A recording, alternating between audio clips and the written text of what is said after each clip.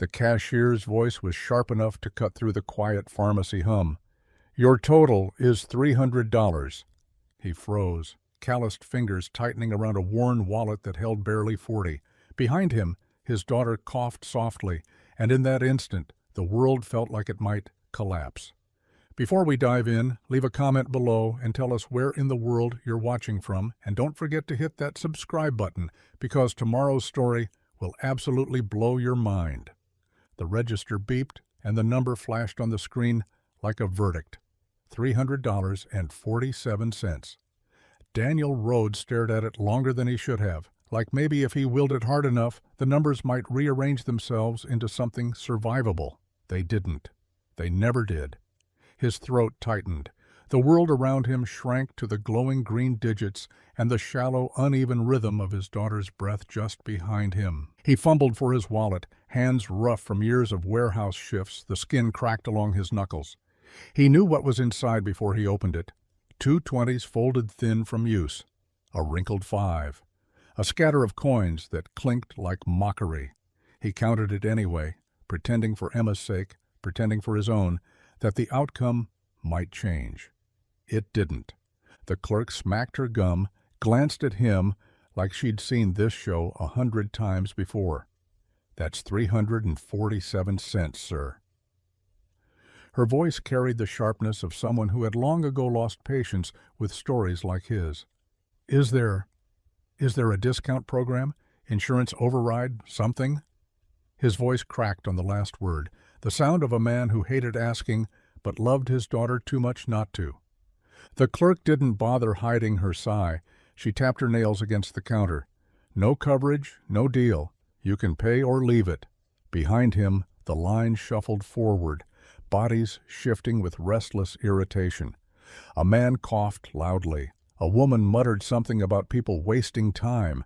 The fluorescent lights above buzzed faintly, but to Daniel they felt more like spotlights, exposing every fault line in his life, every failure lined up neatly under their glow. He could feel sweat beating at his temple, even though the air conditioning blasted cold. Emma tugged gently at his sleeve. He turned, crouching just slightly so he could see her, 8 years old, blonde hair falling out of its braid, her small frame wrapped in a pink hoodie 2 sizes too big. She looked up at him with wide, trusting eyes and whispered, "It's okay, Daddy." "We can wait." The cough that rattled her chest immediately after betrayed her words, hollow and sharp. Waiting wasn't an option. He knew it. She knew it. But children learn early how to comfort the people who are supposed to comfort them. Daniel swallowed hard and forced a smile that didn't reach his eyes. "It's just a little high, that's all." His voice was soft, almost conversational, as though the right tone might make the numbers bend. He glanced back at the glowing digits, his stomach twisting tighter. $300 for pills and powder in a plastic inhaler that weighed less than his own despair. He thought of nights in Afghanistan when he'd stood guard with a rifle across his chest, the weight of duty heavy but clear. Out there, survival had rules. You followed orders, you watched each other's backs. Here, survival came with a price tag. And the enemy was an indifferent system that didn't care if his daughter breathed or not. The clerk's eyes narrowed. "Are you paying or not?" His chest tightened, heat crawling up his neck. He wasn't a man who begged. He wasn't a man who crumbled. He had carried his brothers in arms through gunfire, buried friends, endured months of dust and hunger. But now, staring at the small hand of his daughter pressed against his sleeve, he felt like he was unraveling. He tried again, quieter this time, like maybe humility might unlock some hidden compassion. Could I just get part of it? A week's worth? Until payday? The clerk shook her head without looking up. "We don't split orders." Policy. The word slammed into him like a closed door. He lowered his head, not in defeat, but in something worse, humiliation. Pride was a luxury, but dignity? Dignity was survival too. And right now it was bleeding out of him in front of a half-dozen strangers who would forget him by morning. Emma leaned closer, her breath warm against his arm, and whispered again, "It's okay." But her voice shook, betraying the lie she wanted to believe. Daniel pressed his lips together until they turned white. He forced the wallet closed, slid it back into his pocket, and stared at the counter. His hands trembled, not from weakness, but from the fury of a man trapped between love and impossibility. He wanted to slam his fist down, to demand justice, to make the world remember he wasn't invisible. But all he did was stand still, shoulders heavy, jaw clenched, heart breaking in silence. The line behind him moved impatiently, but for Daniel, time had frozen. He saw only two things: the glowing number on the register and the faint rise and fall of Emma's chest. One he could not change, the other he could not lose. And in that fragile space between the two, he felt the weight of the world crushing down, daring him to find a way out of a trap built not of walls, but of dollars. And yet, even as the humiliation seared through him, a thought pressed in. He could not, would not, leave without her medicine, because waiting wasn't safe. Waiting wasn't hope. Waiting was a gamble with odds too cruel for a little girl who just wanted to breathe. He straightened his back slowly, though the fire in his chest made it feel like lifting stone. His hand tightened around Emma's, and though he said nothing, the promise burned silently between them. I'll find a way, even if it broke him. From her station behind the glass, Clare Benton kept her face neutral, hands moving with the kind of crisp precision that came from years of habit. Counting pills, labeling bottles, signing off on orders, to anyone watching, she was just another pharmacist, lost in the hum of fluorescent light and the slow rhythm of routine. But her eyes betrayed her. They kept flicking, just barely, toward the man at the counter. He stood tall in the way men do when they've been taught never to break, but the slump in his shoulders told a different story. His boots were worn, his jacket frayed at the cuffs, and the way his fingers lingered over the thin leather wallet was a detail Clare couldn't unsee. Next to him the girl, maybe 8, maybe 9, clutched at his sleeve with a grip that was both small and desperate. Clare recognized the gesture, though years had passed since she'd last seen it. The silent plea of a child who knows her parent is losing a fight. Her pulse stumbled. She inhaled slowly, pressing the corners of a label onto a bottle, but the memory came anyway. Matthew. 16 years old, her younger brother lying in a hospital bed with eyes too big for his face. His seizures had grown worse after her parents lost their insurance. She remembered the sound of the doctor explaining uncontrolled epilepsy like it was a footnote, not a death sentence. She remembered the silence in the car afterward, her mother staring out the window, her father gripping the steering wheel until his knuckles turned white. And she remembered the bill, folded neatly on the kitchen table, numbers stacked like bricks in a wall they couldn't climb. Matthew never made it past that year, medicine withheld by circumstance, life cut short not by disease alone, but by the price tag attached to survival. That was the seed that had driven her into this profession. She'd promised herself she would guard against it happening to anyone else. Yet here she stood, watching it unfold again through glass. She shifted her gaze back to the father. He wasn't begging, not yet, but Clare saw the tension in his jaw, the heat crawling up his neck as the cashier repeated the total with robotic indifference. The girl's cough rattled the sterile air, and though Clare had spent years hearing every variation of human wheeze and rasp, this one landed differently. Too familiar. Too close. Her hands didn't stop working. Pill bottles rattled. A prescription slid into a bag. But her mind was no longer behind the counter. Protocols wrapped around her like chains. Pharmacists weren't meant to interfere with billing. Their role was to dispense, advise, document, not to decide who deserved a break and who didn't. Interference could cost her a reprimand, maybe worse. She had built her reputation on never bending, never giving anyone a reason to question her professionalism. In a world that still treated women in her field like soft-hearted liabilities, Clare had cultivated steel.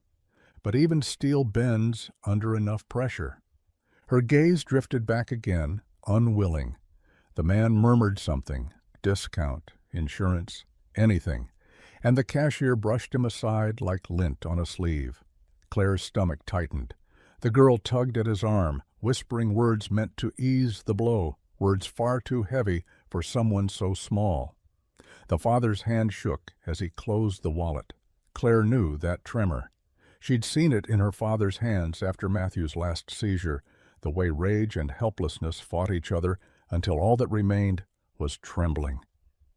She placed the filled prescription in a basket, her fingers cold despite the warmth of the room. "Don't get involved," her training repeated. "Stay in your lane. The system doesn't bend for sob stories." She could almost hear her old supervisor's voice echoing from years ago. "Our job is to dispense, not to save." And yet, the way the man's shoulders sagged, the quiet way he tried to shield his daughter from the weight of humiliation, it pierced straight through the armor she'd built. He was trying to be invisible, and in doing so made himself unforgettable. Claire turned back to her counter, sliding another prescription into a bag. Customers came and went, but her eyes flicked back again, traitorous, and again. Each time she told herself it would be the last. Each time her heart whispered otherwise. Her own reflection stared back from the glass partition, steel frames perched on her nose, hair tied back neatly, the professional mask she wore every day. She was supposed to be the picture of order, the anchor in a storm. But what good was order if it meant watching a child walk out without the medicine that could steady her lungs? What good was discipline if it meant silence in the face of injustice? She swallowed, throat dry. The clerk rang up another customer, the rhythm of commerce marching on as if nothing had cracked open in the space between one man's empty wallet and his daughter's hollow cough. Claire kept her expression still, but inside her chest something had shifted. The memory of Matthew pressed hard against her ribs, and for the first time in years she felt the sting of failure, not from breaking rules, but from following them too well. Every instinct told her to let it go, to look away, to preserve the hard-won armor of her profession. But her heart, traitorous and tender, whispered the question she already knew she couldn't escape. "How can you not?" Daniel's voice was barely more than a whisper, the kind of tone men use when they've already lost half the fight. "Can we just get part of it? A week's worth?" His words trembled, but his body didn't. He stood tall, jaw locked, shoulders squared, like posture alone might convince the world he wasn't breaking. The cashier didn't even look up from the register. A shrug, a snap of gum, the kind of indifference that carved deeper than cruelty. "We don't split orders. Take it or leave it." The words landed with a thud. Someone in line chuckled under their breath, and another muttered something about people wasting time. Daniel's spine didn't bend, but inside shame sank like a stone into deep water. He wasn't a man unused to humiliation. He'd been ignored at job fairs, passed over for promotions, pitied in hushed tones by people who had no idea what it meant to start over at 40. But this was different. This wasn't about him. This was about Emma. And shame, when tethered to love, had a way of hollowing a man out from the inside. Emma tugged softly at his sleeve, her hand so small it felt fragile, even against the rough fabric of his jacket. He glanced down and caught the edge of her smile.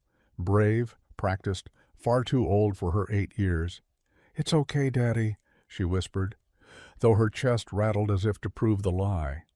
He nodded once, trying to convince her, trying to convince himself, but her words twisted like a knife. Because waiting wasn't safe. Waiting wasn't mercy. Waiting was the gamble that one bad night might mean no more nights at all. He thought of the hospital stays, the tubes taped against pale skin, the machines doing the work her lungs refused to. He thought of the nurses who spoke in hushed tones just outside the curtain, thinking he couldn't hear. He thought of the long nights at her bedside, the glow of monitors painting her face in pale green, and how he'd made silent bargains with God, the universe, anyone who might be listening. Take me, not her. Break me, not her. He had fought wars in places where the air itself was thick with dust and fire. He had carried brothers through enemy fire, buried friends who'd never see 30. Out there, survival had rules. You covered each other. You fought until the mission was over. Here, survival had no rules. Just receipts and totals that stacked taller than his paycheck. Out there, he had been a soldier. Here, he was just a father on the edge of begging, and somehow this felt like the harder war. His fingers fumbled as he folded the wallet closed, the leather soft from years of wear. His hands, once steady enough to hold a rifle without trembling, now shook as he slid it back into his pocket. He wanted to slam it down, to shout, to demand someone, anyone, see him, see her, see what this moment really was, but shouting wouldn't conjure dollars he didn't have. Anger wouldn't fill Emma's lungs. All he had left was the choice between humiliation and surrender. Walk away or beg. And for the first time in his life, begging seemed dangerously close to mercy. The line pressed closer, the hum of impatience buzzing in his ears. He could feel their eyes on his back, sharp as glass. He knew what they saw, a man who couldn't pay, a man wasting their time, a man who didn't belong. He wanted to turn and tell them he'd carried medals once, that he'd given years of his life to a country that now measured his daughter's survival in bills and balance sheets. He wanted to tell them that heroes don't look like men with full wallets. They look like men who stay, who keep fighting even when every weapon is stripped away. But his throat wouldn't work. His pride was ash in his mouth. Emma coughed again, her small body folding inward with the effort. He steadied her with a hand, smoothing her hair back, murmuring soft reassurances even as his chest burned with helplessness. She leaned against him, trusting, as if she didn't notice the battlefield around them. But she did. Children always do. They see the cracks in silence, the storms behind still eyes. And she knew. Daniel swallowed hard, looking back at the counter, his lips parted, a breath trembling in his chest. He nearly asked, nearly fell to the last thing left in him, nearly let the words tumble out. Please, please help us. He was so close. The choice stood there like a door half open, one that led to relief and ruin at the same time.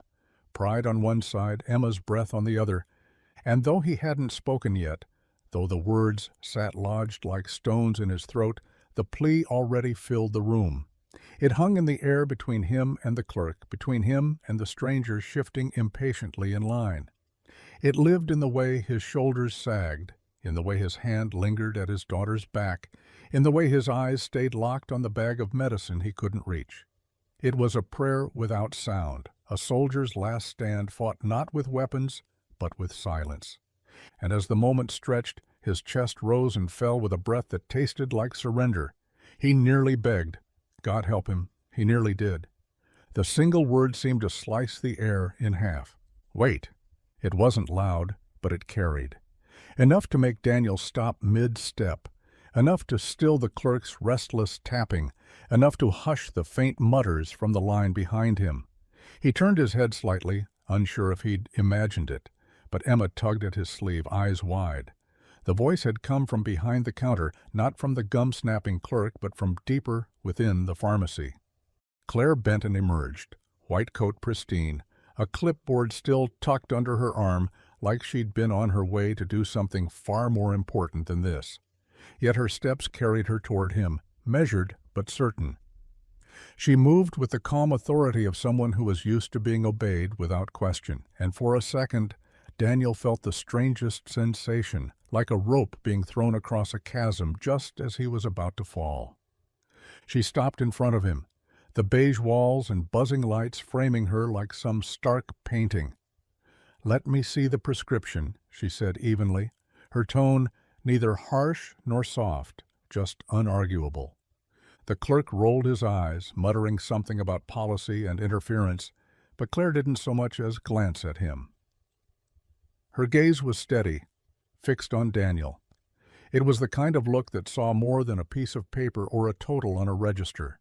It was the kind of look that told him she'd already read the story in his slumped shoulders, in Emma's trembling hand on his sleeve, in the quiet desperation that hung between them like a fog. Daniel hesitated, his hand tightening around the folded slip in his pocket. He wasn't sure why this stranger wanted to help, wasn't sure if he could bear the humiliation of handing it over only to be told again that nothing could be done. But there was something in her eyes, steel wrapped around something warmer, that left him with no choice. Slowly, he handed her the slip. Claire scanned it quickly, lips pressing together in thought. Then she looked up, and her voice softened just enough to pierce through the wall Daniel kept around himself. "How much can you afford today?" For a moment he couldn't speak. The words caught in his throat, thick with the weight of shame. He swallowed hard, his jaw working as though the confession might break him in two. Finally he whispered, 40. Emma's face flushed pink, and she pressed into his side, embarrassed, though she didn't fully understand why. She just knew her father's voice had cracked, and that wasn't something she often saw. Daniel's hand instinctively came down to rest on her shoulder, steadying her, steadying himself.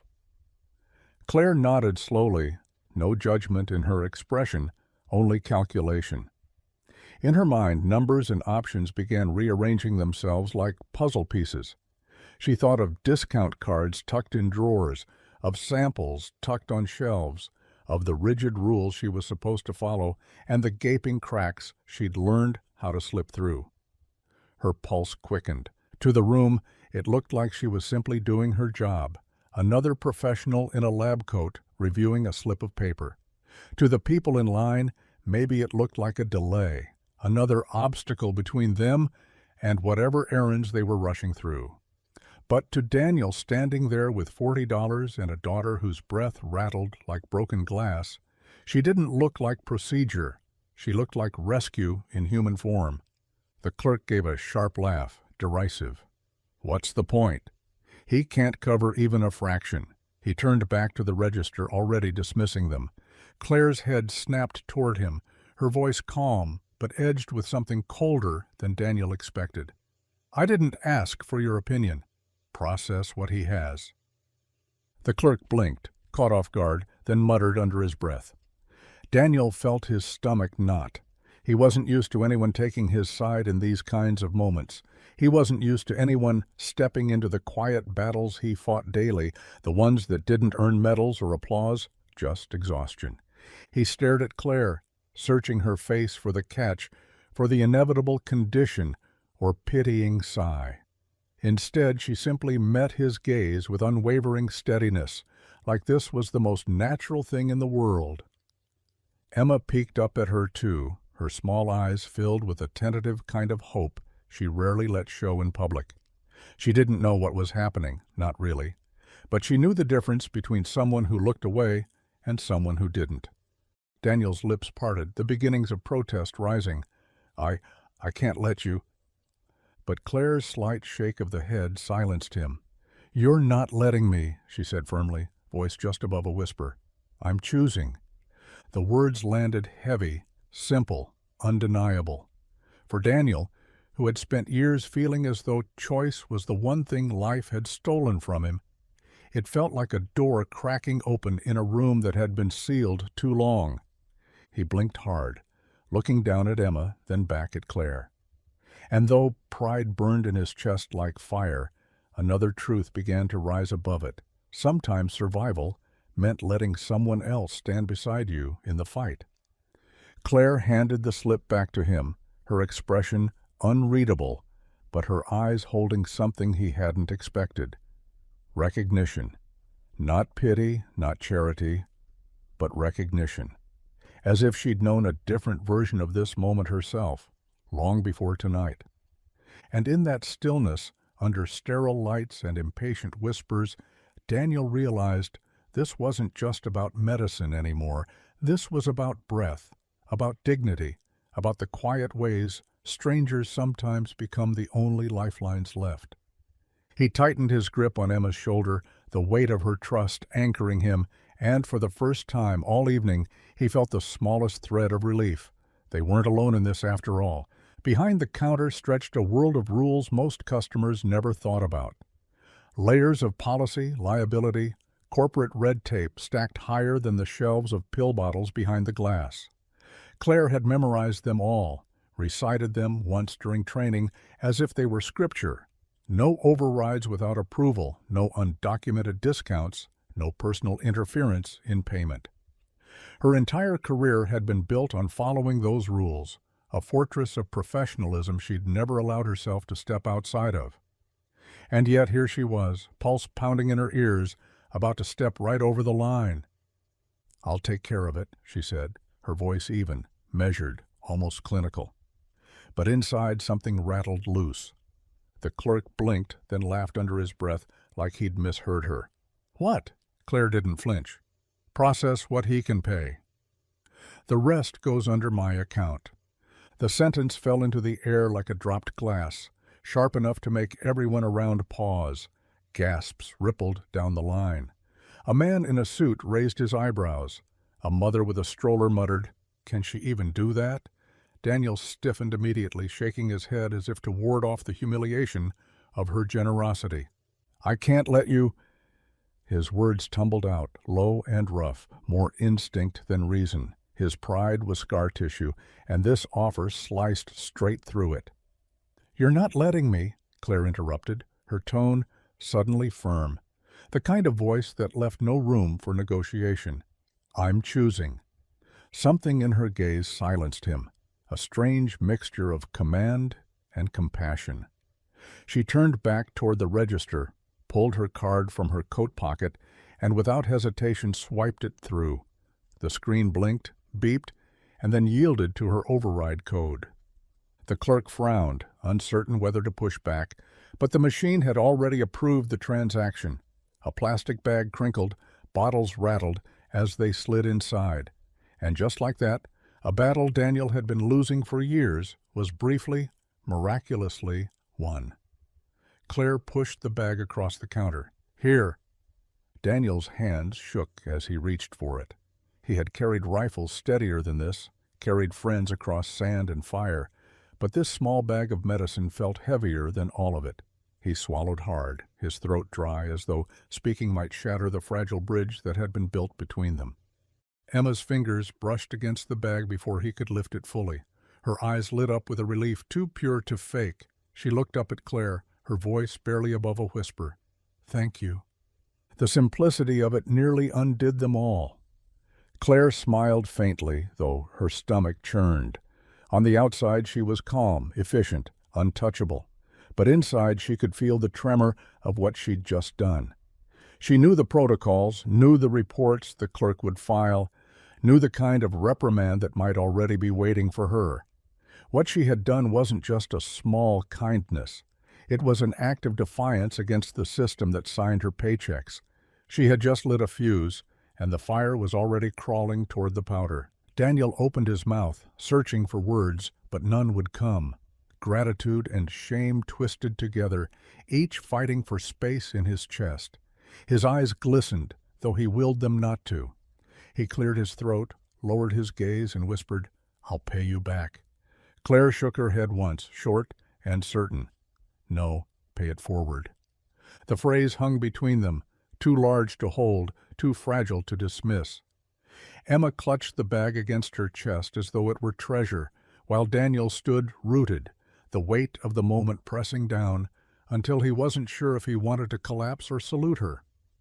The clerk muttered something about stupidity, about people taking advantage, but even he had lowered his voice, cowed by the intensity that now filled the room. Customers who had once looked on with impatience now stood silent, some uncomfortable, some quietly moved, most unsure what to do with what they had just witnessed. Clare felt their eyes on her, the collective judgment of strangers, the looming shadow of her employer. But she also felt something else, the quiet certainty that this was the only choice she could live with. Rules had kept her safe for years, had built her career, had made her the kind of woman no one questioned. But rules hadn't saved Matthew, and rules weren't going to save Emma tonight. Daniel squeezed the bag once, almost reverently, then finally lifted his gaze to meet hers. He didn't say thank you again, he couldn't. The words were too small, too broken for what she had given. Instead, he just nodded once, a soldier's acknowledgment, a promise that he understood the weight of her choice. Clare nodded back, steady on the outside, but inside her heart pounded. This wasn't just a transaction, this was a spark.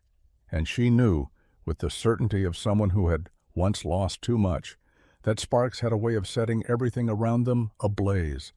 The sliding doors whispered shut behind them, and the night air hit Daniel like a blade. Cool, sharp, almost cleansing.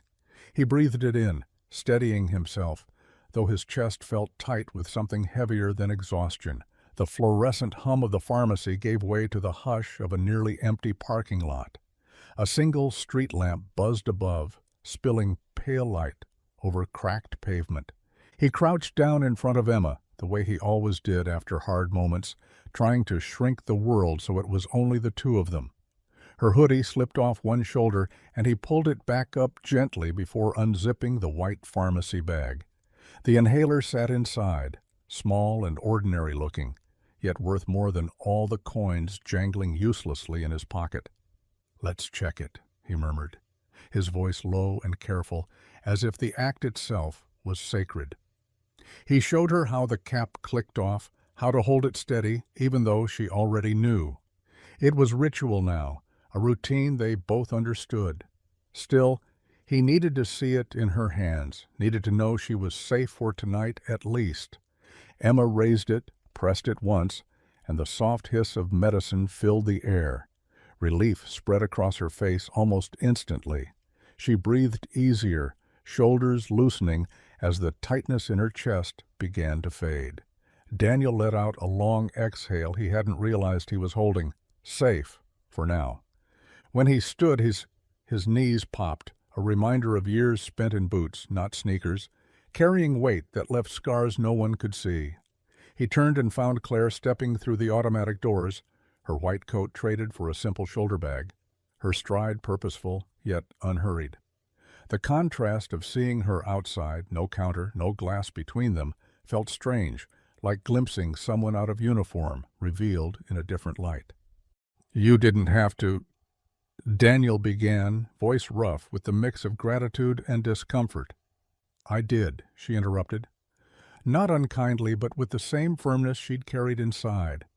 She adjusted the strap of her bag, her expression unreadable. Daniel shook his head, his pride bristling against the truth of what had just happened. "I'll pay you back." His words came hoarse, weighted with shame, but also with a stubborn thread of dignity he couldn't cut loose. He wasn't a man who took charity, not if he could help it. Clare studied him for a long moment. Her eyes softened, but her voice carried no hesitation. "Don't pay me back. Pay it forward." The phrase landed like a challenge, simple but heavy. He wanted to argue, to explain that debts needed settling, that he couldn't sleep at night owing anyone, let alone a stranger who'd stepped into a battle he hadn't asked her to fight. He wanted to tell her that pride was sometimes all a man like him had left. But then Emma coughed again, a small, fragile sound that cut through every word he thought he had. His jaw tightened. The argument died in his throat. He looked down at her, saw her clutching the bag close to her chest like a treasure, eyes tired but hopeful. That was what mattered. Not his pride, not his shame, just her breath, just her safety. When he finally spoke, it was only 2 words, barely louder than the breeze. "Thank you." Clare didn't smile wide or brush it off with false modesty. She just nodded, as though she understood the weight behind those words, as though she knew how much it cost him to say them. For a brief moment, the three of them stood in the quiet, suspended between streetlight shadows and the echo of what had just happened inside. Daniel felt the knot in his chest loosen, though not entirely. Gratitude tangled with the heavy thread of debt, and he knew it would stay with him long after tonight. He hated owing, but he hated the thought of Emma, without her medicine, even more. Clare adjusted her bag again, eyes flicking toward the horizon, as if she were already measuring what tomorrow would bring. Daniel noticed the faintest weariness in her shoulders. the kind you couldn't see under a lab coat, the kind only visible when the armor slipped.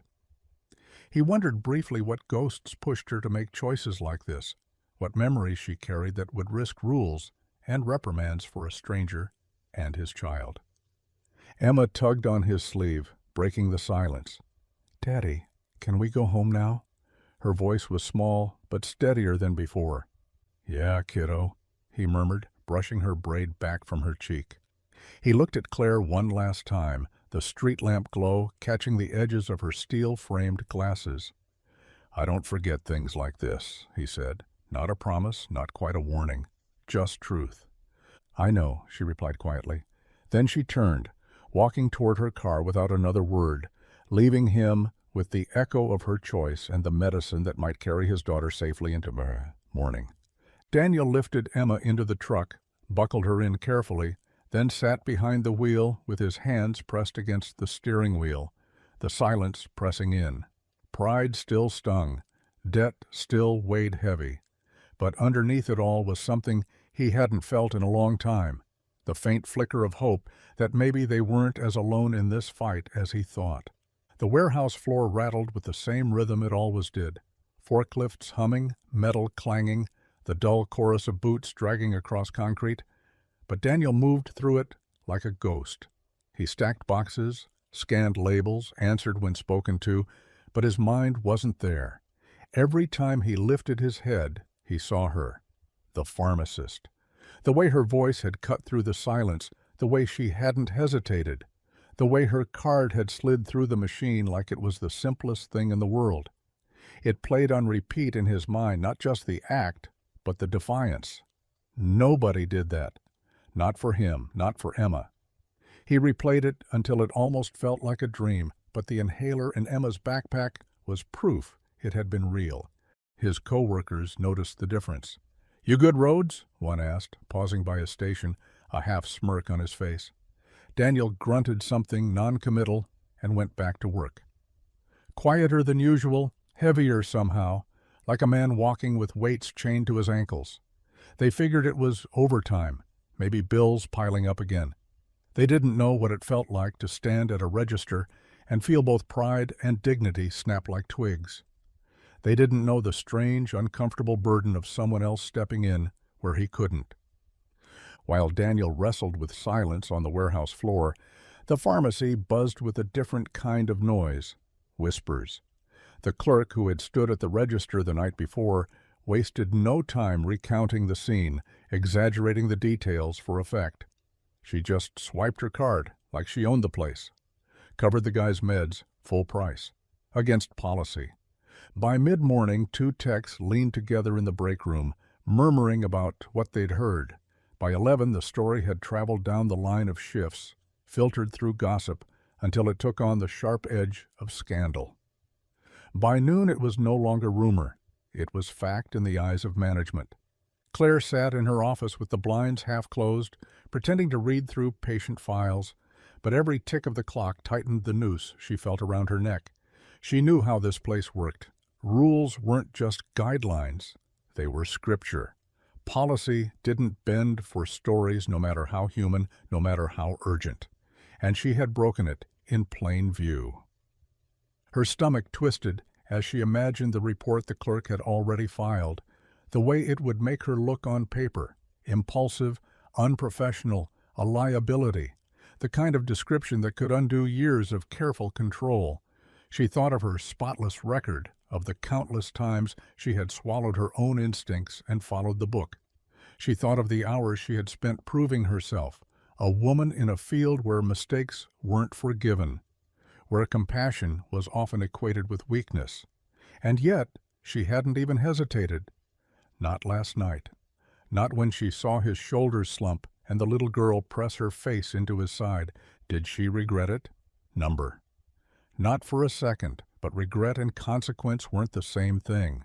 One could still drag you down, even when you stood by your choice. Her phone buzzed on the desk, a message from the floor manager. "See me when you're free." Simple, polite. But Clare felt the weight of it settle heavy on her chest. She sat back in her chair, staring at the muted light bleeding through the blinds, and braced herself. Rules existed for a reason. She knew that better than anyone. Rules kept order, kept systems running, kept chaos from spilling into the sterile, fluorescent world of pharmacies and prescriptions. But rules had also once left her brother without the medication that might have kept him alive. Rules had given her parents nothing but shrugs and sympathy when they couldn't pay. Rules had written his death in neat black ink, disguised as policy. And sometimes compassion couldn't exist in the same room as rules. Sometimes the two collided head-on, and you had to decide which one you could live with. She closed her eyes for a moment, the memory of Matthew's last night flickering across her mind like a film reel she'd watched too many times. She thought of Daniel's hollow voice whispering 40, like it was a confession, of Emma's cough shaking the silence. That was what had mattered. That was what still mattered. She opened her eyes, sat forward, and folded her hands on the desk. Whatever storm was coming, she would face it, not with excuses, not with apologies, but with the same steady voice she had used at the counter. Because sometimes the choice wasn't between right and wrong, it was between surviving the rules and saving a life. And last night, she'd made her decision. The phone buzzed in Daniel's pocket as he was hauling a box onto the loading dock. He ignored it at first. Calls during work hours usually meant telemarketers or overdue notices. But when it rang again, sharp and insistent, he set the box down and pulled it out. The screen lit up with the school's number. His stomach sank. "Mr. Rhodes?" The secretary's voice was brisk but laced with concern. "It's about Emma. She's had another coughing fit in class. We think it's best if you come pick her up." He didn't even hang up properly, just shoved the phone back into his pocket and sprinted across the warehouse floor. The foreman shouted something after him, but Daniel barely heard it. His lungs burned as he pushed through the doors into the daylight, keys already in hand. By the time he reached the school, his pulse hammered harder than it had in years. He parked crooked, barely in the lines, and jogged toward the office. Through the glass he saw her, Emma, small and pale, sitting in a chair with her backpack at her feet. A teacher rubbed her back gently, but her eyes lit up the moment she saw him. "Daddy," she rasped, her voice thin. He scooped her up without a word, feeling the heat of her body pressed against his chest. Her breathing was uneven, shallow, like a bird's wings. She clung to him, weak but steady enough to rest her head on his shoulder. He whispered, "I've got you," though his own chest was tight, fear clawing at him with every second. The secretary handed him a slip of paper, some formality about early dismissal, but Daniel barely glanced at it. He carried Emma through the halls, the sound of children laughing in distant classrooms slicing him in two. His daughter should have been in there, bent over crayons or giggling with her friends, not coughing so hard her ribs shook. By the time they reached the car, her breathing had steadied, but only slightly. He set her carefully into the passenger seat, buckling her belt as gently as he could. She gave him a faint smile, one corner of her lips turning up, like she was the one trying to reassure him. "It's okay, Daddy. I feel better now." He forced a smile back, brushing her hair from her face. "I know, kiddo. But we're going home anyway." He slid behind the wheel, gripping it tighter than necessary, knuckles pale. The medicine had helped last night. He'd seen her relief when the inhaler hissed, seen color return to her cheeks, but he knew better than to think a single dose solved anything. Every refill was another battlefield, another confrontation with numbers he couldn't meet, another reminder that survival came with a receipt. He glanced at Emma as he drove, her head leaning against the window, eyes half-lidded. She hummed something soft under her breath, a tune she must have made up, thin and broken between coughs. It hit him harder than any battlefield he'd ever stepped onto. There, in the quiet hum of the truck, he realized that war had simply changed uniforms. It wasn't sand and gunfire now, it was pharmacy counters and dollar signs. "I'll never let you run out again," he whispered, almost without meaning to. The words came out rough, like gravel dragged across stone. Emma didn't reply. She might not have even heard. but she smiled faintly, her hand finding his on the center console. The vow felt strong when he said it, solid enough to fill the cab of the truck, solid enough to build a future on. But inside, fear gnawed at him. He had no idea how to keep that promise. His hours at the warehouse barely covered rent and groceries. The overtime he picked up kept the lights on, but not much else. And the price of her medicine didn't care how many shifts he worked, how many nights he came home too sore to sleep. He pressed his lips together, his mind racing through possibilities, selling the truck, begging for extra hours, asking for help he didn't want to ask for. None of it felt like enough. None of it closed the gap between survival and collapse. Emma coughed again, softer this time, but enough to make his heart stumble. He looked at her, so small, so brave in her own quiet way, and tightened his grip on the wheel. Fear stayed, coiled tight in his gut, but so did resolve. He didn't know how yet, but he would find a way, because promises weren't made to be convenient. They were made to be kept, especially to the only person in the world who believed in him without question. The truck rumbled on toward home, the afternoon sun slanting across the dashboard. Daniel drove with one hand steady on the wheel, the other reaching across the seat to hold his daughter's small, fragile fingers, grasping not just her hand, but the vow he'd made in the silence. The apartment was quiet, except for the low hum of the refrigerator and the occasional creak of old pipes in the walls. Clare sat at her small kitchen table, the overhead light casting a pale circle across the wood, her elbows resting on either side of a single photograph. She hadn't looked at it in months, maybe years, but tonight it had pulled itself out of the drawer like it had been waiting. Matthew stared back at her from the faded edges, 16 years old, frozen in a smile that was all mischief and promise. His hair was messy, his cheeks still round with boyhood. In the picture, he wore his favorite T-shirt, the one with the faded baseball logo he refused to throw out. He'd been healthy that day, or at least he'd looked it. You couldn't see the storm gathering in his brain, the silent countdown running out behind his eyes. Clare ran her thumb along the corner of the photo, careful not to smudge it. The memory unfurled without mercy. The night it happened, sirens, panic, her mother's screams muffled by her father's chest. The seizures had come in waves, his body jerking violently against the thin mattress. They had dialed every number they could, begged every clinic, but without insurance there had been no refills, no treatment. Just wait lists, shrugs, and bills they couldn't pay. She remembered the ride in the ambulance, how cold his hand had felt against hers. She remembered the paramedic's face, grim and tired, the way he didn't meet her eyes, and she remembered the silence afterward, the silence of a house where the laughter had gone out like a light and never returned. She had been 17, old enough to understand what had happened, young enough to believe she could fix it. She poured herself into textbooks, into science, into the mechanics of medicine. Pharmacy school had been more than ambition. It had been revenge against helplessness. She swore she would stand on the other side of the counter someday, that no one else's little brother or daughter would be held hostage by a number on a receipt. And yet, here she was, staring at the same patterns repeating themselves. Daniel's face haunted her, the weariness, the quiet way he had said 40, like it was both a confession and a curse. Emma's cough had echoed in her chest long after she'd left the pharmacy. It had all felt too familiar, too close. And when she swiped her card, it hadn't felt like charity. It had felt like penance. Redemption.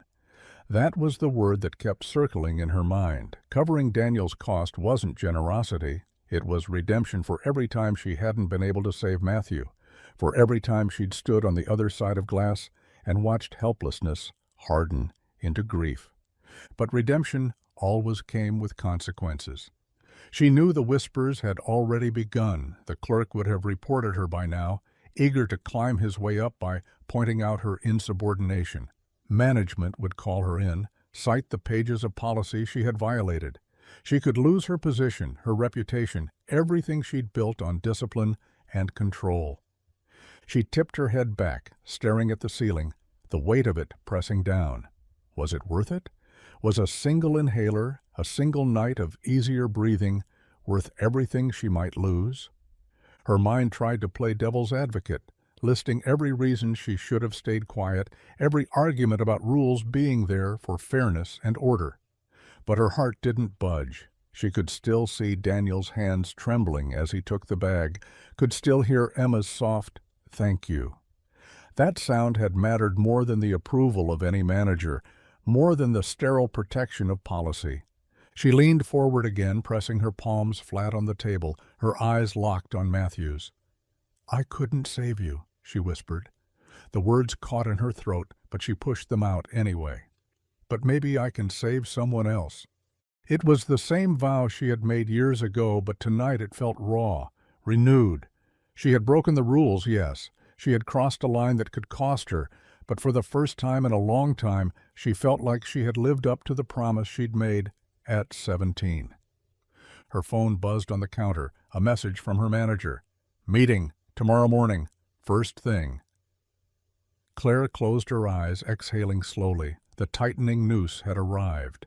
She picked up the photo, slid it back into the drawer, and stood. Whatever came, she would face it, not because she was fearless, but because fear meant nothing compared to a little girl who could breathe tonight because of her choice. She turned off the light, the kitchen falling into shadow. The refrigerator hummed on, steady and indifferent, the only witness to her quiet resolve. The manager's office always smelled faintly of printer ink and old coffee, a stale mix that made Claire's stomach tighten even before she stepped inside. The blinds were drawn halfway, stripes of daylight slanting across the desk piled with paperwork and policy manuals thick enough to crush bone.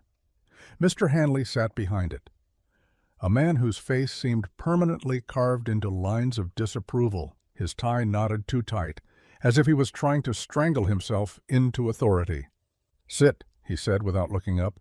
His tone wasn't a request. Claire lowered herself into the chair, back straight, hands folded neatly in her lap. She didn't need to see the paper he held. She already knew what it said. The report. The clerk had wasted no time filing it, probably with a smug sense of duty. Hanley's eyes were flat and cold as he waved the sheet like it was evidence in a trial. "You paid for a customer's prescription?" he asked, voice clipped. Claire met his gaze, unblinking. "Yes." The word hung between them, sharp and unyielding. Hanley's brows drew together. "Against policy?" She leaned forward slightly, her voice steady but edged with something harder than steel. "Against cruelty." For a fraction of a second, his expression faltered, then his lips thinned into a line of irritation. "This isn't charity work, Dr. Benton. We are not a non-profit. We run a business here. The rules are clear. Transactions must follow procedure. No exceptions." Claire kept her face calm, though her pulse beat faster. "A child needed medication," she said. "She would have gone without. That is not your decision to make." His voice rose, not quite a shout, but sharp enough to pierce. "You're paid to dispense safely, to follow guidelines, not to pull out your wallet whenever you feel sentimental. Do you understand the liability you've created? What happens when word gets out that prescriptions are subject to the mood of the pharmacist, that some people get favors while others don't?" Claire felt the heat of anger rise in her chest, but she swallowed it down, letting it settle into the quiet fire she always carried. "What happens," she said evenly, "when word gets out that we let children suffer because their parents couldn't afford to pay? What happens when the public learns that the price of compassion is more threatening to this company than the cost of a single inhaler?" Hanley's face reddened, his jaw tightening as he leaned back in his chair. "Don't be clever with me. Do it again and you're done. No appeals, no second chances. You understand me?" The silence stretched, thick as tar. Claire didn't flinch. She didn't lower her eyes the way so many did under his stare. Instead, she let the stillness speak for her until finally she nodded once. "I understand," she said softly. But the words weren't compliance. They were acknowledgement of the line now drawn in the sand, a line she already knew she might have to cross again. Hanley leaned forward, satisfied, his pen scratching across the report as if his signature could erase what she had done. Good. Get back to work. Claire rose from the chair, her spine straight, jaw set. She left the office without another word, the door clicking shut behind her. The hallway outside was cooler, quieter, but her stomach churned with a knot of fear. She wasn't naive. She knew how fragile careers could be, how quickly reputations unraveled once management branded you a liability. She had fought too hard for this position, had built her name on precision and restraint. To lose it over one act of defiance would be devastating, and yet beneath the fear coiled something else. Defiance. The same spark that had made her swipe her card last night without hesitation now burned hotter. If saving a child's breath, if keeping a father from breaking in front of his daughter cost her this job, then maybe the job wasn't worth what she thought it was. As she walked back toward the pharmacy floor, her reflection caught briefly in the glass of a framed certificate on the wall. White coat crisp, glasses steady, expression controlled. To anyone else, she looked like the perfect professional, but she saw the fracture lines, the places where compassion had broken through the mask. She exhaled slowly and pushed the door open, stepping back into the sterile hum of her world. The rules still stood, immovable and towering, but so did she. And somewhere deep down, she knew that if the moment came again, if another child's breath depended on her, she would make the same choice, no matter the cost. The bell above the pharmacy door chimed, the sound crisp against the hum of fluorescent lights. Daniel stepped inside, Emma at his side, her small hand tucked firmly into his. He looked different this time. His posture was straighter, shoulders squared, his chin lifted just a little higher. But his eyes, those betrayed the truth. They carried the weight of sleepless nights, the exhaustion of too many shifts stacked back to back, and the constant gnaw of worry he tried to bury under silence. He walked to the counter, a folded slip clutched tightly in his calloused hand. When Claire looked up and saw him, she froze for just a heartbeat. Relief flickered across her face, though she masked it quickly behind the calm professionalism she wore like armor. She didn't want him to see the way her chest tightened at the sight of him and his daughter, standing once again in the shadow of necessity. "This time I've got it," Daniel said, placing the prescription on the counter. His voice was firm, steady, like he needed her to believe it as much as he needed to believe it himself. Claire accepted the paper, scanning it with practiced eyes. The dosage hadn't changed. The cost hadn't either. She glanced up at him, searching his expression. Pride sat heavy in his stance, but underneath she saw the same quiet desperation that had haunted him days before. She knew he had bled hours into overtime, scraped every spare cent together to stand here today. It wasn't just money he laid on the counter, it was proof that he could still provide, still fight for his daughter. She let the silence linger for a moment before she spoke. "Good," she said softly. A faint smile touched her lips. "But you don't have to do this alone." Daniel's brow furrowed, confusion and suspicion flickering across his face. He opened his mouth as if to argue, to remind her of his pride, but the words stalled. He didn't understand what she meant, not really, and the idea unsettled him. For so long, life had been nothing but carrying the weight alone, back bent under burdens no one else could see. The thought of someone sharing it felt almost dangerous, like leaning on a branch that might snap. Before he could find the words, Emma tugged on his sleeve, her wide eyes turned up to him, then to Claire, a shy smile curving her lips. "She's like an angel, Daddy." The words spilled out innocent and uncalculated, the way only a child's could. Daniel blinked down at her, startled. He expected the ache of embarrassment, the sting of pride, but it didn't come. Instead, something softened in his chest, a small crack in the wall he had built around himself. For once, he didn't argue. Claire heard it too. The words landed heavier than Emma could ever know. An angel. She didn't feel like one. Angels didn't break rules. Angels didn't sit awake at night replaying choices that might cost them everything.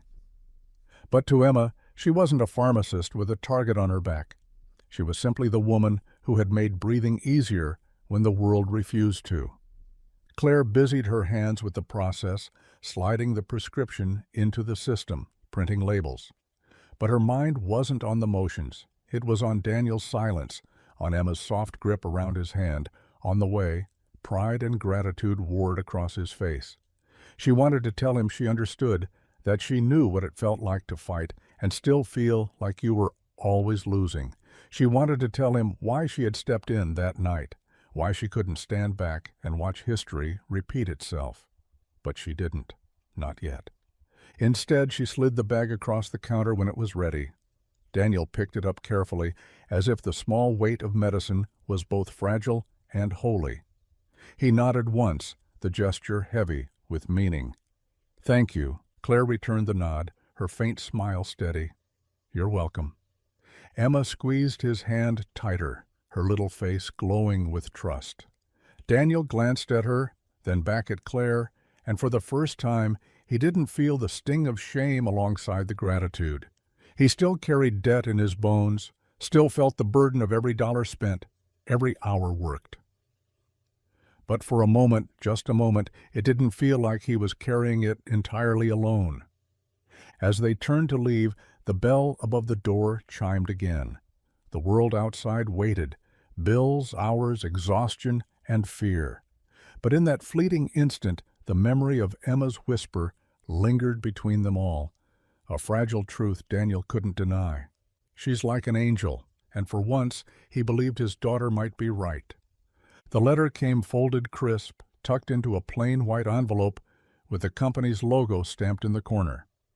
Daniel found it waiting on the kitchen table when he got home, Emma already curled up on the couch with her sketchbook. The envelope looked harmless, like any other piece of mail, but he felt the weight of it before he even slid a finger beneath the flap. He unfolded the page and read the words twice before they sank in. Due to restructuring, employee hours will be reduced effective immediately. Further details to follow. His chest tightened, the paper crinkling as his grip unconsciously squeezed. Reduced hours, less pay, less security, less of everything they couldn't afford to lose. His vision blurred for a second, rage and dread colliding, until his breath came short and shallow. He sat down heavily at the table, the chair groaning under his weight. Emma looked up from across the room, her pencil pausing mid-line. "Daddy?" He forced a smile, tucking the paper quickly beneath a pile of old mail. "Nothing, sweetheart. Just work stuff." His voice came out too light, too false, but she accepted it with the easy trust only children still carried. She went back to her drawing, tongue poking out as she focused on the lines. Daniel rubbed his temples, his thoughts already racing ahead. He pictured the pharmacy counter, the register glowing green, the way Clare had stepped in without hesitation. He saw her eyes, steady but edged with warning as she swiped her card. He had told himself he wouldn't let it happen again, wouldn't stand in that line empty-handed, wouldn't make his daughter watch him fail. But now, the walls were pressing in. Every path he could see narrowed to the same dead end, the cost of medicine against a paycheck that no longer stretched far enough. He thought of Emma's inhaler, the way her chest eased after the hiss of medicine, how her laugh returned once the weight lifted from her lungs. The next refill was weeks away, but the shadow of it loomed like a storm already forming on the horizon. His promise to her echoed in his mind. "I'll never let you run out again." He had meant it with every fiber of himself, but promises didn't pay bills. His gaze drifted out the window to where his truck sat under the weak glow of the street lamp. Old but reliable, its rusting frame and sputtering engine still carried him to work, to Emma's school, to the grocery store. It wasn't much, but it was his. More than that, it was freedom, mobility, independence, the last thing that was truly his own. For the first time, he let himself think it. He could sell it. Maybe not for much, but enough to cover another month of medication, another buffer against the suffocating weight of the unknown. He imagined signing over the title, handing over the keys, watching someone else drive away with the last remnant of the man he used to be. His stomach knotted. Losing the truck felt like surrender, like cutting the last rope, tethering him to something beyond survival. But Emma needed air more than he needed wheels. That was the brutal equation. He leaned back, staring at the ceiling as if answers might appear there. Instead, all he saw was memory. Emma, small in a hospital bed, tubes snaking around her, machines filling her chest with borrowed breath. He remembered the helplessness, the sterile smell of antiseptic, the sound of monitors beeping in a rhythm more terrifying than silence. He had promised himself never again. He had sworn he'd find a way. A cough broke through the quiet. Emma's small body shook once, then stilled. She didn't even look up from her drawing, but Daniel's heart dropped into his stomach. That sound was enough to remind him of the stakes. He rose, crossed the room, and crouched beside her. "You okay, kiddo?" She nodded, holding up the sketchbook. "Look, Daddy, it's us." On the page, in rough but tender strokes, she had drawn herself holding his hand, both of them standing next to a big, boxy truck. She had even drawn the dent in the fender, the one he never got around to fixing. Above them, she'd scribbled a sun, wide and yellow, filling the page with light. His throat tightened. He smiled, brushing a strand of hair from her face. "It's perfect," he said softly. But inside, the decision gnawed at him. The drawing was more than a picture. It was her world, the fragile sense of safety she built around him, around that truck, around the small constants in their uncertain lives. Selling it would mean taking away part of that picture, but not selling it might mean taking away her breath. He kissed the top of her head, forcing his voice steady. "Finish your drawing, sweetheart. I'll be right back." He walked to the window again, staring at the old truck sitting in the dark.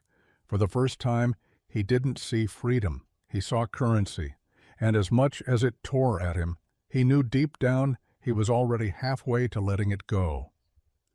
Emma's life was worth more than steel and wheels. He pressed his palms against the glass, whispering the vow again, quieter this time, like a prayer. "I won't let you run out. Not ever." The words filled the silence, but they didn't ease the fear gnawing at him, because even as he made the promise, he still had no idea how to keep it. The night air clung damp against Daniel's skin as he shifted Emma's weight higher in his arms. She was asleep, her head tucked beneath his chin, her breath steady but faintly wheezy, a sound he had come to measure his nights by. His uniform smelled of sweat and grease, streaks of black staining the fabric, proof of another brutal shift that had wrung the last drops of strength from his body. The parking lot lights buzzed overhead, painting the asphalt in patches of yellow. He only meant to pass by the pharmacy, heading toward the truck that waited like a tired old friend, when a familiar figure stepped into view. Clare. She was walking out of the glass doors, her white coat folded over one arm, her bag slung across her shoulder. For a moment she hesitated, as though debating whether to turn back inside or continue forward. Then her eyes landed on him, on the sight of a man too worn down to pretend and the small child sleeping in his arms. Her steps slowed. "How are you holding up?" she asked softly. The question was simple, but it cut through him. His throat tightened, the answer clawing its way up before he could stop it. He met her eyes, no longer bothering to hide the cracks. "I've fought wars," he said quietly. "But this? Fighting bills to keep my kid alive? Feels like I'm losing every battle." The words came out raw, stripped of pride, heavier than the child resting against him. For a moment silence filled the space between them. Clare swallowed hard, her chest aching at the honesty in his voice. "You're not losing," she said. "You're still standing." It wasn't grand. It wasn't wrapped in false reassurance, but to Daniel it sounded like truth for the first time in a long time. He nodded once, a small, almost imperceptible movement, but his grip on Emma tightened. They stood there under the buzz of the parking lot lights, two people caught between exhaustion and defiance. Clare studied him, the grease-stained uniform, the haunted eyes, the way his arms cradled Emma like she was the only anchor left in a storm, determined to pull him under. She wanted to tell him she understood more than he realized, that she had once carried grief heavy enough to steal the air from her lungs. But she didn't. Instead, she stayed quiet, offering him the one thing the world rarely gave, presence without judgment. Daniel shifted his weight, looking down at Emma's sleeping face. She looked so peaceful, so small, as if she trusted him completely to keep her safe. The weight of that trust sometimes felt like a blessing and a punishment all at once. He looked back up at Clare, his voice low. "Some days I think I can't do it anymore." And then she looks at me like that. His gaze softened, and for the first time tonight, there was something fragile in his tone. "And I know I have to." Claire's chest tightened. She wanted to reach out, to place a hand on his arm, to tell him he wasn't alone in this fight. But the pharmacy doors loomed behind her, a reminder of rules and consequences, of the line she had already crossed once. Still, something in her heart pushed against the boundaries she had built. "You're not alone," she said finally. The words were quiet, almost hesitant, but they hung in the air with unexpected weight. Daniel looked at her, really looked, as though trying to decide whether he could believe her. He saw the steadiness in her eyes, the way she didn't flinch from his truth. For a moment something eased inside him.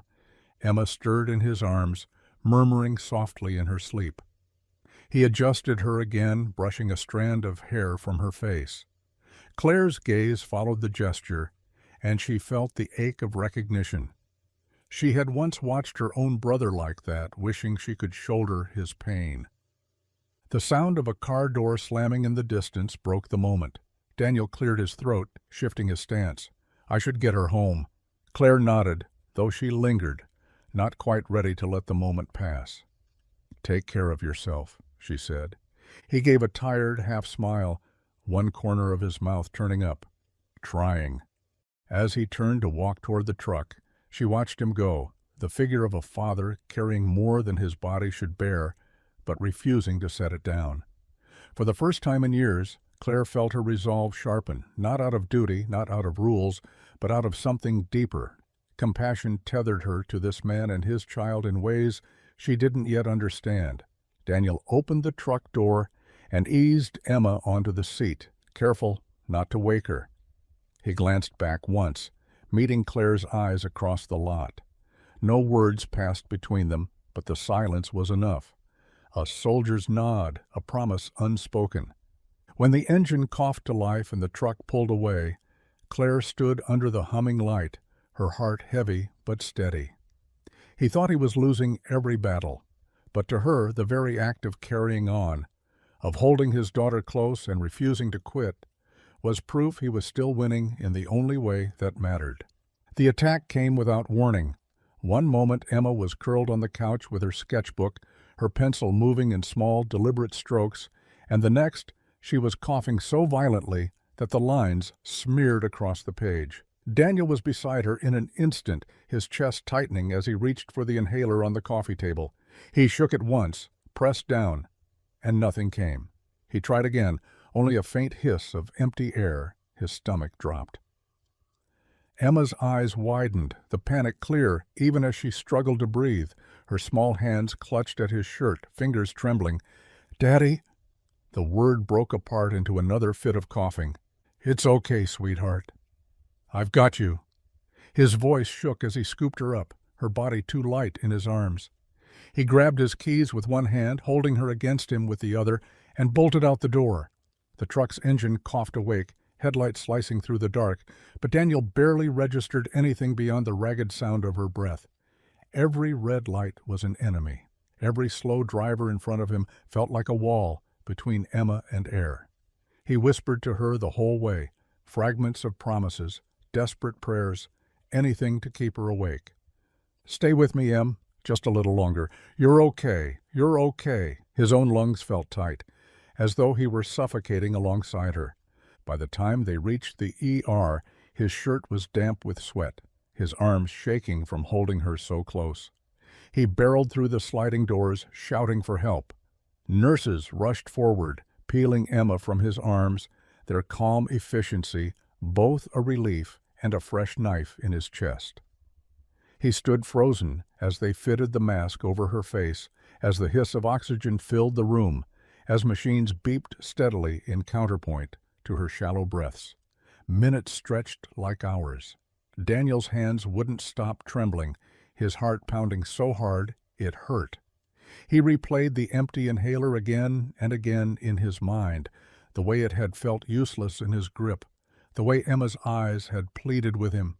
He had sworn he would never let this happen, and here it was, unfolding like a nightmare he'd failed to wake from. When the doctor finally emerged from behind the curtain, relief and shame collided so hard inside him that he thought his knees might buckle.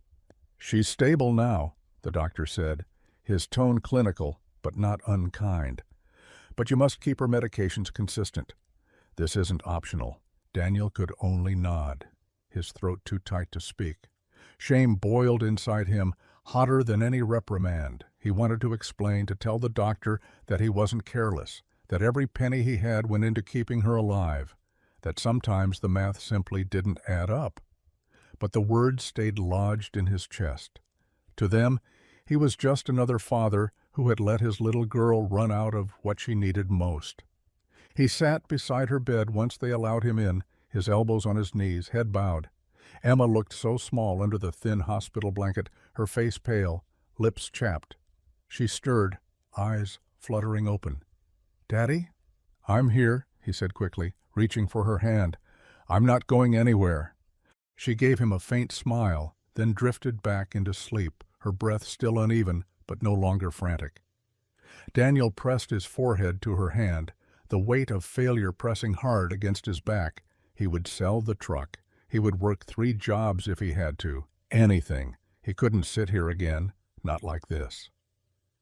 Later that night, a quiet knock sounded at the doorway. Daniel lifted his head, expecting another nurse, but it was Clare. She stepped inside slowly, her expression unreadable, but her eyes softened the moment they landed on Emma. "I heard," she said simply. Her voice was hushed, reverent almost, as though speaking too loudly might disturb the fragile calm in the room. Daniel's jaw tightened, shame still raw. "I had it under control," he muttered, though they both knew it was a lie. Clare moved closer, stopping at the foot of the bed. She didn't scold him. She didn't remind him of protocols or policy. She just looked at Emma, her small frame rising and falling beneath the blanket, and something inside her seemed to settle. The lines of conflict that had drawn tight across her face in recent days eased into certainty. "This isn't about rules anymore," she whispered, almost to herself. "This is about saving lives." The words hit Daniel like a balm and a blade at once. Part of him wanted to argue, to tell her she was risking too much already, that he didn't want her tangled in the wreckage of his life. But another part of him, the part that had carried Emma gasping into the ER, the part that had sat helpless while machines steadied her breath, knew she was right. Clare's eyes lingered on Emma for another long moment before she looked back at Daniel. In that glance he saw not pity, but resolve.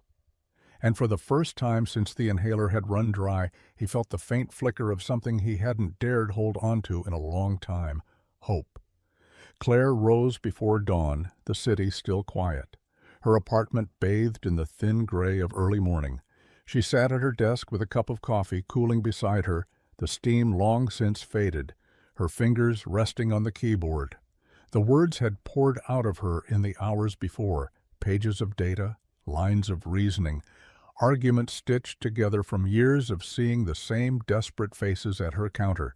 She had drafted a proposal for a patient assistance fund, one that would let families without insurance access vital medication without being strangled by cost. She'd written it carefully, deliberately.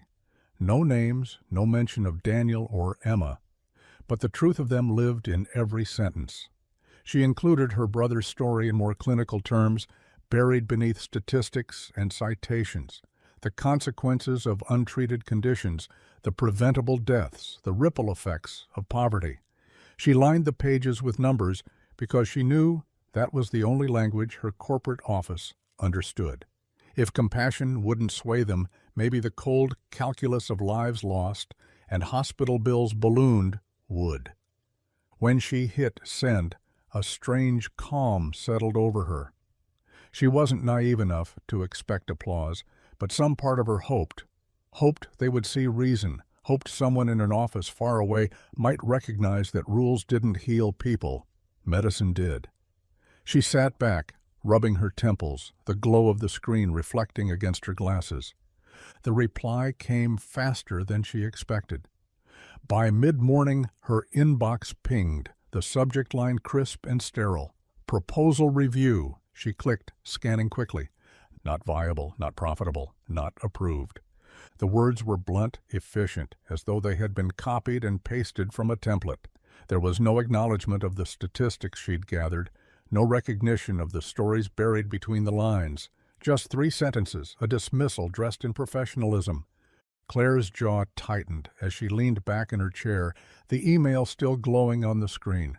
She read it again, slower this time, letting each word brand itself into her mind. Not viable, not profitable. She felt her chest burn, a slow fury climbing from her stomach, searing up her throat. It wasn't surprise, she'd expected resistance, but the casual coldness of it, the indifference to suffering laid out in black and white, made her hands tremble. She thought of Emma in the hospital bed, her father's haunted eyes, the sound of her cough rattling through the sterile room. She thought of Matthew, 16 years old, gone because of a bill her parents couldn't pay. And now, years later, the cycle repeated, sanctioned by the same faceless rules. She closed her laptop with a snap, standing so quickly her chair scraped against the floor. She paced her small apartment, the walls suddenly too close. Every part of her wanted to scream, to march into the boardroom of the company and force them to look at the human cost of their decisions. But all she could do was breathe, steady herself, and let the anger harden into resolve. They had given her an answer, but it wasn't the one she could live with. If they wouldn't help, she would find another way. She didn't know how yet, but the thought of doing nothing felt unbearable, like betrayal. She returned to her desk, pulling open the drawer where she kept Matthew's photo. She stared at his smile, at the promise of who he could have been. Her hand tightened around the frame. Not viable, she whispered bitterly, her voice shaking. Not profitable. She thought of her parents, their grief muted by shame, their silence a wound that never closed. The fury inside her didn't fade. It sharpened. Claire knew what this meant for her career. She knew she was standing at the edge of a line she couldn't uncross. But she also knew the cost of silence. She had paid it once with her brother, and she refused to pay it again with someone else's child. She slid the photo back into the drawer and straightened her shoulders. If her company believed compassion was weakness, then maybe weakness was exactly what she needed to wield, because weakness, she realized, wasn't failing to follow rules. Weakness was hiding behind them while people suffered. Her phone buzzed with another email notification, but she ignored it. She didn't need their approval anymore. She didn't need permission to do the right thing. The choice was clear, even if the path wasn't. She would step outside their system if she had to. She would bend the rules until they broke. She would build something else entirely if that was what it took. As the day wore on, Claire dressed for work, tied her hair back, and slipped on her white coat. To everyone else she looked the same, composed, professional, untouchable. But beneath the fabric, beneath the stillness of her expression, something had shifted. She wasn't just a pharmacist anymore. She was a woman on the edge of defiance, a woman who had decided that if the system couldn't be salvaged, then she would tear a hole in it herself. The story began the way most things in small towns do, half-truths carried on the low murmur of gossip. The pharmacy clerk, never one to resist the taste of scandal, let slip a comment in the break room about Claire's stunt at the counter. By the end of the day, it had drifted from colleague to cousin to friend. reshaped with each telling until it no longer sounded like a single act of defiance, but something closer to myth. The pharmacist gave away medicine, paid for it herself. Some father, some little girl, didn't even blink. A local journalist picked it up. He hadn't meant to stir anything more than a human interest piece for the town's online paper. A short column, a quiet nod at kindness, buried between stories of school board meetings and weather updates. Pharmacist covers bill for struggling single dad. The headline was modest, even understated, but the story carried weight, the kind of weight people had been aching for without realizing it. By morning, it had exploded. Claire woke to her phone buzzing nonstop, notifications lighting up in relentless waves. She blinked at the screen, still groggy, then froze when she saw the headline. Her name wasn't in it, but the details were close enough that anyone who had been there, anyone who knew the pharmacy, could put it together. Her stomach dropped. Donations had started almost instantly. Someone, she didn't know who, maybe a sympathetic customer, maybe a stranger, had set up a GoFundMe. "Help families breathe easier," the page read, accompanied by a short description and a link. Money poured in, trickling at first, then surging once larger outlets picked up the story. By noon, the total had climbed past numbers she couldn't fathom. Daniel found out through a coworker who shoved a phone under his nose during a break. "This you?" the man asked, half joking. Daniel stared at the screen, his chest tightening. There it was, a photo of a pharmacy storefront he knew too well, the headline shouting his life into the open. His throat went dry. That night, he sat at the kitchen table, the glow of his own phone screen illuminating the lines of exhaustion etched into his face. The donations, the comments, the strangers offering prayers and solidarity, it was overwhelming. He hadn't asked for this. He hadn't wanted pity or publicity or to be the face of struggle. He just wanted his daughter to breathe without fear. Emma wandered in, her sketchbook under her arm, and climbed into his lap. She squinted at the screen, reading slowly, lips moving around the words. "They're helping us?" she asked softly. Daniel swallowed, emotion clogging his throat. "Looks like it, kiddo." She rested her head against his chest, her small voice barely audible.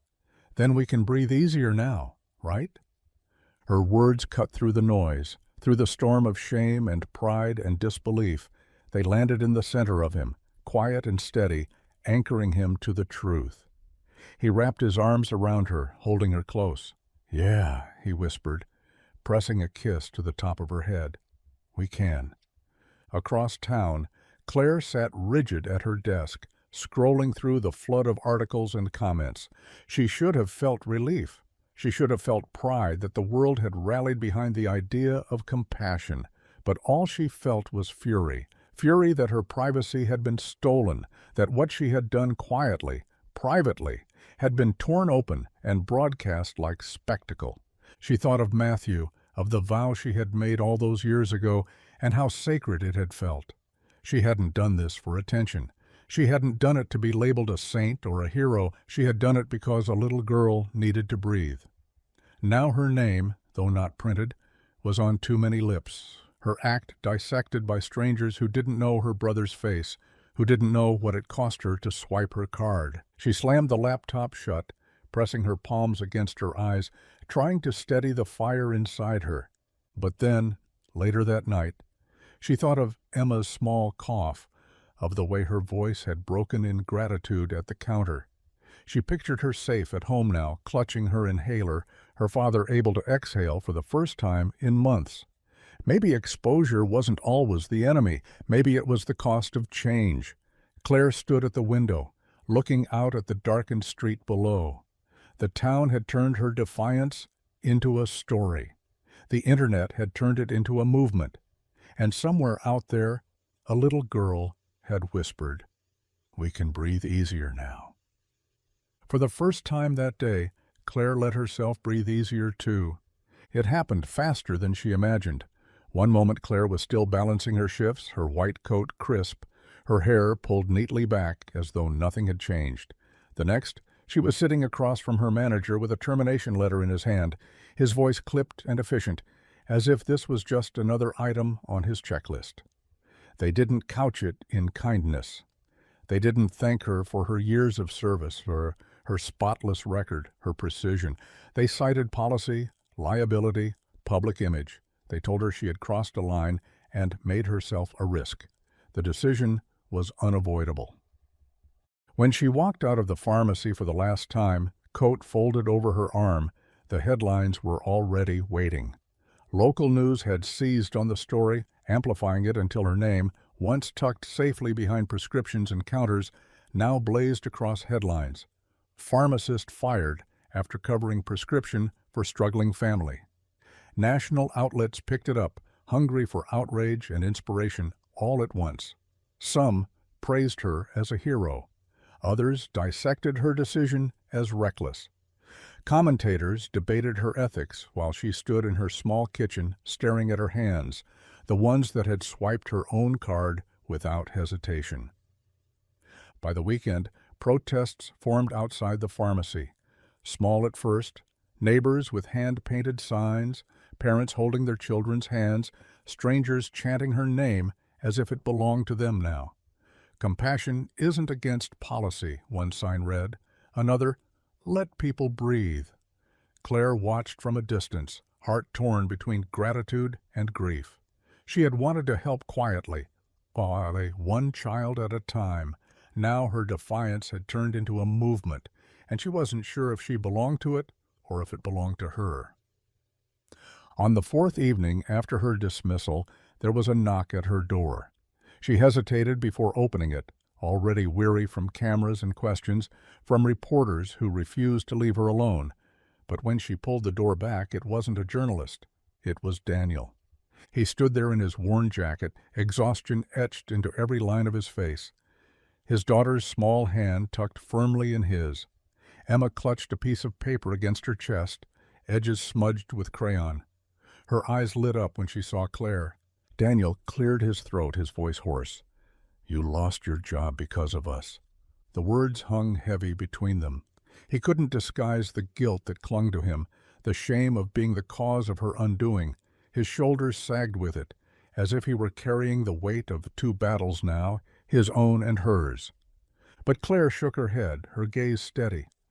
I didn't lose it, she said softly. I gave it up. Daniel blinked, caught off guard by the certainty in her voice.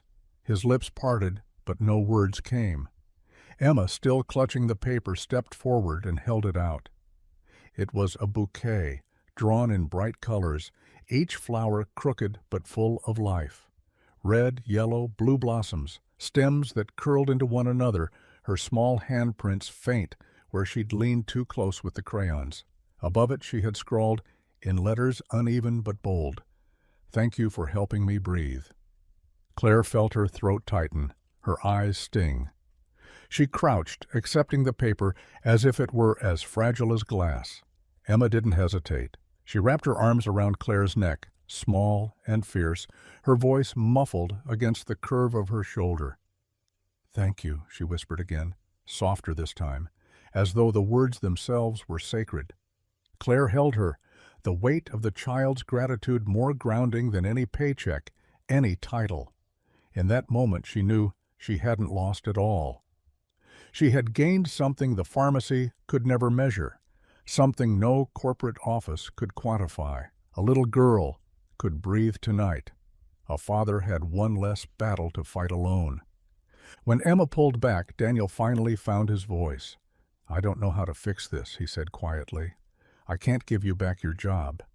I can't undo what they've done, but I need you to know, we'll never forget what you did for us. His voice cracked, raw and unguarded. Not ever. Clare rose slowly, the drawing still in her hand, and met his gaze. For once, he didn't look like a man drowning under bills and hours in fear. He looked like someone standing beside her, shoulder to shoulder, even in the wreckage. You don't have to fix it, she said. You just have to keep going. For her. Daniel nodded, swallowing hard, and glanced down at Emma, who had returned to his side, her small hand slipping back into his. The weight of the moment lingered, fragile but unbreakable. As they left, Claire stood in the doorway, watching them disappear into the cool evening. She pressed the drawing to her chest, her jaw set. Let the headlines rage, let the community protest, let the company believe they had silenced her. She knew the truth now. What she had done wasn't a mistake. It was a beginning. And though fear still coiled in her stomach, it had been joined by something stronger: resolve. Because if a child's whisper of thanks could outweigh the loss of everything she had built, then perhaps she was only just starting to find what mattered most. The building had once been a shuttered laundromat, its windows boarded and its paint peeling, forgotten by everyone except the weeds that grew through cracks in the sidewalk. Now, months later, it glowed with fresh light. The glass had been replaced. The walls painted a clean white that seemed to reflect hope back into the street. A new sign hung above the door in bold lettering: The People's Clinic and Pharmacy. Below it, in smaller script, the words that had carried them here: for Matthew, for Emma, for every life worth more than a receipt. Daniel stood outside the entrance, his calloused hands shoved deep in his jacket pockets. Beside him, Claire adjusted the keys in her hand, her gaze sweeping over the storefront. Neither spoke at first. Words felt too small for what this place meant. Inside, the air smelled of fresh paint and new beginnings. Shelves lined the walls, stocked with medicine that no longer sat behind impossible price tags.